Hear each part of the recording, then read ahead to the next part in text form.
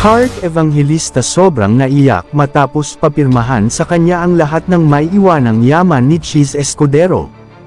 Alam naman ng lahat kung gaano kayaman at kasuccessful sa ngayon ang asawa ni Hart na si Cheese na mismong ito ay di makapaniwala sa ginawa dahil nga sa mas inuuna pa daw nito ang nasabing actress at model.